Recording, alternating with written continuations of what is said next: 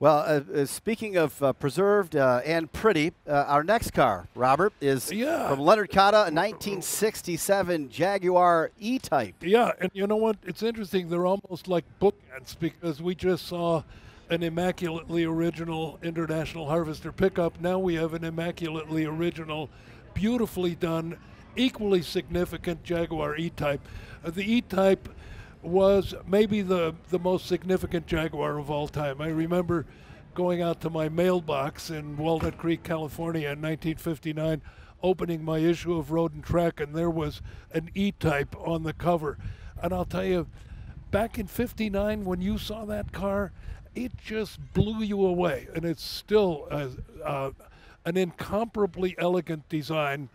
The owner is lucky to have gotten one of the original ones before U.S. federal regulations on headlights and bumpers and everything caused the car to be lifted up, and funny headlight inserts, and basically ruined the car. This is one of the original pure ones. It's just great car. Well, let's learn a little bit more about this 1967 Jaguar E-Type. Here's our buddy Eric Gorgeous with the owner. Eric, over to you.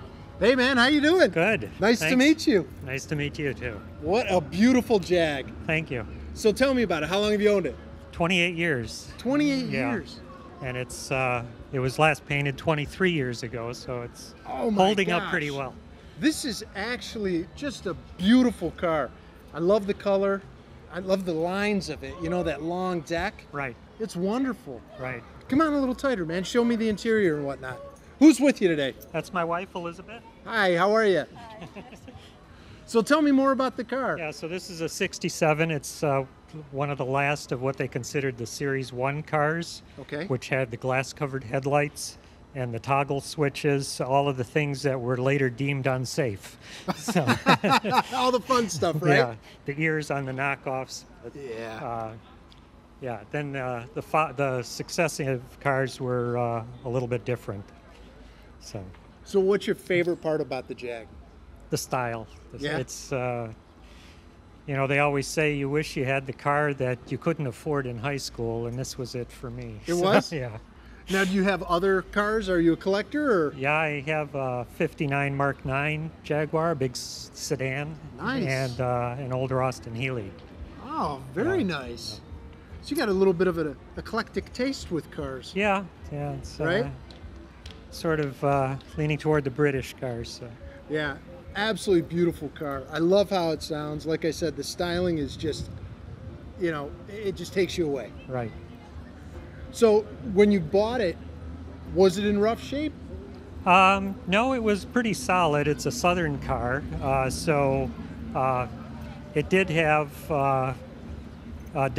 slightly different color. This is an authentic Jaguar color. Okay. And we stripped it down to bare metal and had it repainted, as I mentioned, quite a few years ago. All right. It had a black interior, and we went with the navy. Right on, man. Well, hey, thanks for coming out. I really appreciate it. This is a beautiful car. Take care. All right, Fred. Well, once again, we want to welcome you into the corner of 9 Mile in Woodward, beautiful downtown Ferndale, Michigan. Much more to come on the Dream Cruise Roadshow, along with Bob Lutz and Eric Gorgeous, and our national audience watching at dptv.org and antiquesroadshow.org. Welcome to you as well. More coming up. It's the Dream Cruise Roadshow here on Detroit Public TV.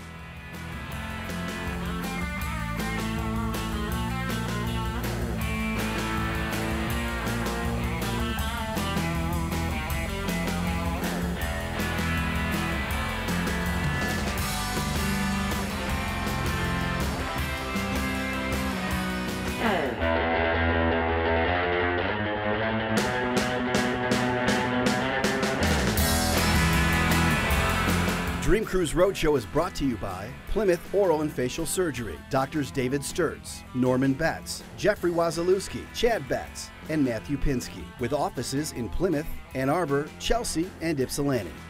And by Lloyd and Maurcine Royce, RF Connect, Leonard A. Kershevsky, Neil Zelenko, Marjorie and Maxwell Jospey Foundation, Hanan Lease, and Sandy and Jim Danto.